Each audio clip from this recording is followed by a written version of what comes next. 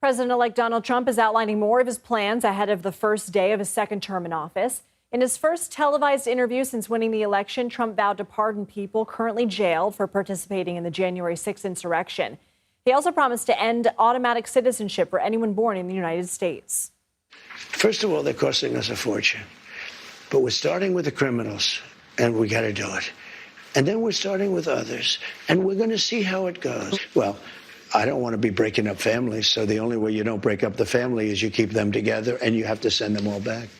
CBS News political reporter Shawna Mizelle is covering the Trump team's transition plans for us in West Palm Beach, Florida. Shawna, automatic citizenship for anyone born in the U.S. is a constitutional right. How does he plan to make this change? Well, President-elect Donald Trump said in that interview that aired on Meet the Press yesterday, Lindsay, that he would do this through executive order, quote, if he can. And so if he actually has the power to do that through executive action remains to be seen. We do know that Republicans have a majority in both chambers of Congress. He could try to push and urge Congress to actually ratify and change this Constitution, this part of the Constitution as it relates to birthright citizenship. But that's a pretty tall task. It actually requires 2/3 of a majority in Congress to support that. And then you'd also have to have states across the country ratify that. And so just how Donald Trump is going to do this in his next term remains to be seen. Trump also discussed the issue of Social Security. Let's play some of what he had to say.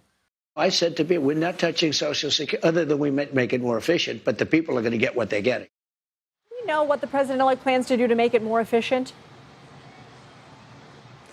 That's another thing that remains to be seen, because Trump, in that interview, pledging that he would not cut Social Security. However, some Democrats have been sounding the alarm and warning that the Department of Government Efficiency, which is set to be led by Vivek Ramaswamy and Elon Musk, they are saying that that department could actually push for Social Security cuts.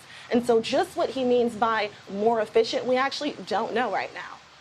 Trump vowed to enact sweeping tariffs on several U.S. trading partners, but couldn't promise that the move wouldn't have negative impact on consumer prices for millions of Americans nationwide. What did he say about that?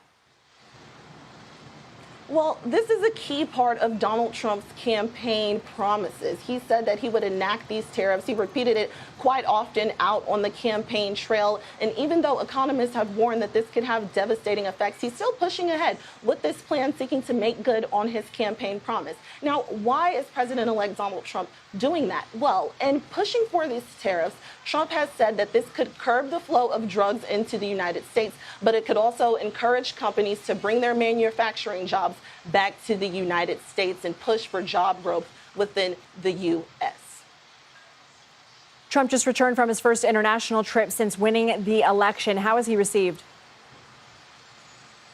Seemed to be received pretty well, if you ask me. He was actually pretty chummy with the Italian prime minister. She even posted a selfie of the two together. But he returned from Paris. He visited the Notre Dame Cathedral, which reopened over the weekend after a devastating fire that we saw about 5 years ago. He was received by French President Macron, and he also met with Macron and Zelensky. He actually came out of that meeting and posted on Truth Social that he is now pushing for a ceasefire between Ukraine and Russia. He said that that war should have never happened. And he also cited mass casualties that both the Ukrainian and Russian military have both seen on both sides.